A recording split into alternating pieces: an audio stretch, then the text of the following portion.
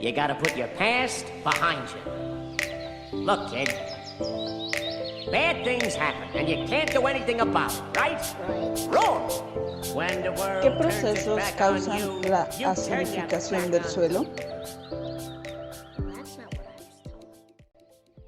Hola, en este video abordaremos diferentes procesos que implican una adición de iones hidrógeno al suelo, lo que resulta en la acidificación del suelo. Veamos cómo.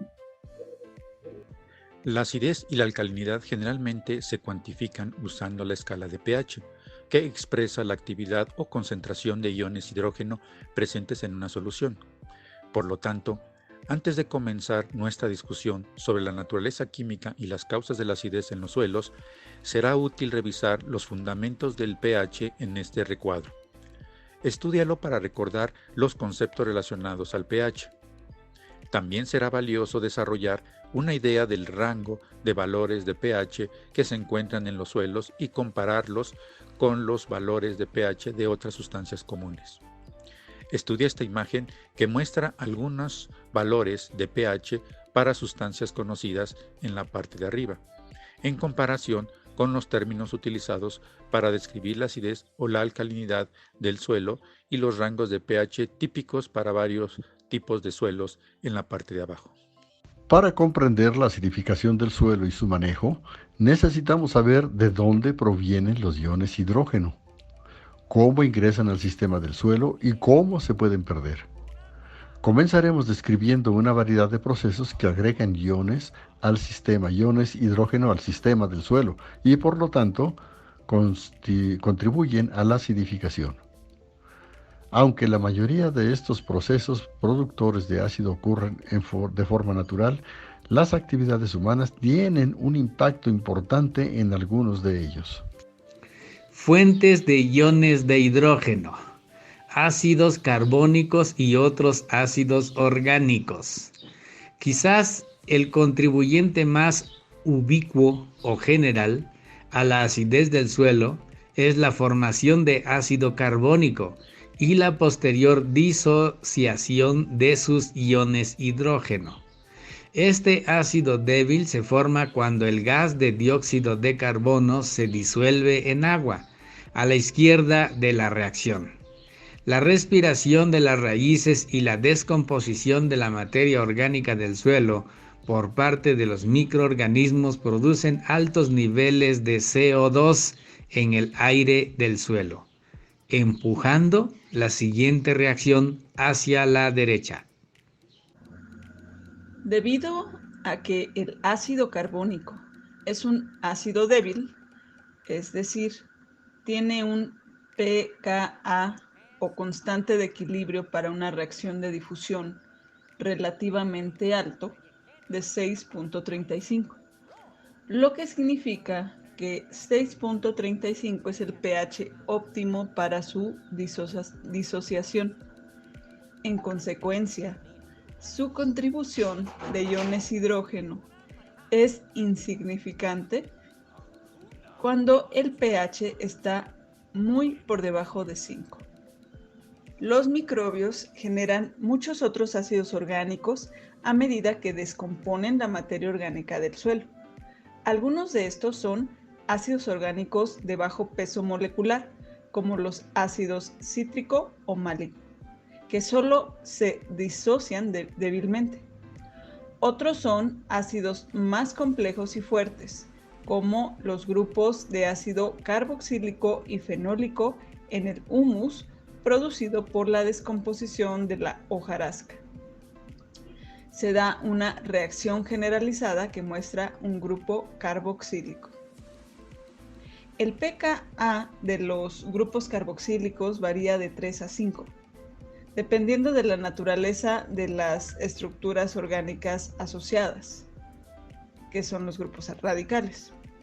Otros grupos orgánicos, como el fenólico, ROH, se disocian a niveles de pH más altos. Acumulación de materia orgánica. La acumulación de materia orgánica tiende a acidificar el suelo por dos motivos. Primero, la materia orgánica forma complejos solubles con cationes nutrientes no ácidos, como calcio 2 y magnesio 2, lo que facilita la pérdida de estos cationes por lixiviación.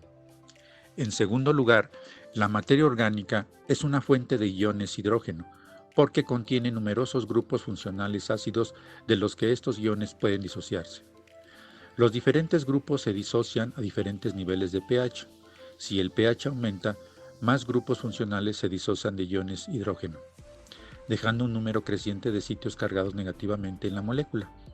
Son estas cargas negativas, dependientes del pH, las que dan lugar a la gran capacidad de intercambio de cationes, SiC, por lo que se conoce también la materia orgánica del suelo. Oxidación de nitrógeno. Nitrificación. Las reacciones de oxidación generalmente producen iones de hidrógeno como uno de sus productos. Las reacciones de reducción, por otro lado, tienden a consumir iones de hidrógeno y el pH del suelo aumenta. Los iones de amonio, NH4, de la materia orgánica o de la mayoría de los fertilizantes están sujetos a oxidación microbiana que convierte el nitrógeno en iones nitrato, NH3. La reacción con oxígeno, denominada nitrificación, libera 2 iones hidrógeno por cada ion amonio, NH4 oxidado, debido a que el NO3 producido es el anión de un ácido fuerte, ácido nítrico, HNO3. No tiende a recombinarse con el ion hidrógeno para hacer que la reacción vaya hacia la izquierda. Oxidación del azufre. La descomposición de los residuos vegetales comúnmente implica la oxidación de grupos orgánicos sulfidrilo, SH, para producir ácido sulfúrico. Otra fuente importante de este ácido fuerte es la oxidación del azufre reducido a minerales como la pirita.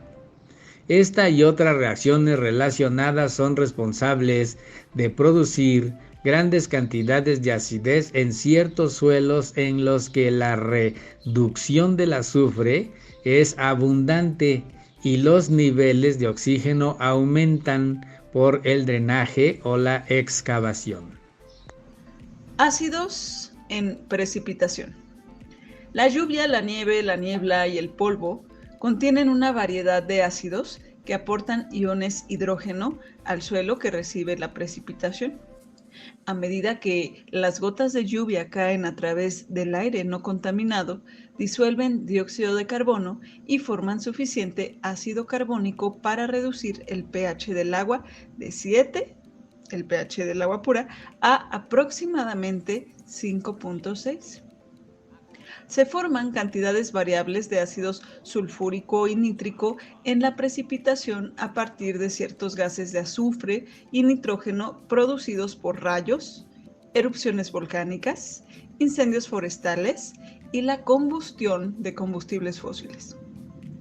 A diferencia del ácido carbónico, estos ácidos fuertes se disocian completamente para formar iones hidrógeno y aniones sulfato o nitrato. A favor del viento de las áreas industriales, la combustión de carbón y productos del petróleo ha aumentado significativamente las cantidades de estos ácidos fuertes que se encuentran en la precipitación. Absorción de cationes por las plantas. Las raíces de las plantas afectan el pH. Por cada carga positiva tomada como catión, una raíz puede mantener el equilibrio de carga, ya sea tomando una carga negativa como anión o exudando una carga positiva como un catión diferente. Cuando absorben muchos de ciertos cationes, más de cationes que de aniones, las plantas generalmente exudan iones hidrógeno en la solución del suelo para mantener el equilibrio de carga. En los dos primeros de estos ejemplos, la absorción de nutrientes de las plantas da como resultado la adición de iones hidrógeno a la solución del suelo. Equilibrio entre la producción y el consumo de iones hidrógeno. Los procesos de producción de iones hidrógeno que acabamos de comentar se combinan para estimular la acidificación del suelo. Sin embargo, el grado de acidificación que ocurre realmente en un suelo dado está determinado por el equilibrio entre los procesos que producen iones de hidrógeno y otros procesos que los consumen, como podemos ver en esta tabla.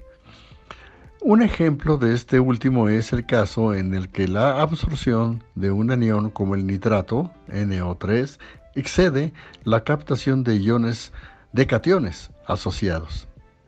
En este caso, la raíz exuda el anión bicarbonato, HCO3, para mantener el equilibrio de carga. El aumento en la concentración de iones bicarbonato tiende a revertir la disociación del ácido carbónico y por lo tanto consume iones hidrógeno y eleva el pH de la solución del suelo. Otro proceso consumidor de iones hidrógeno que involucra nitrógeno es la reducción de nitratos a gases de nitrógeno en condiciones anaeróbicas.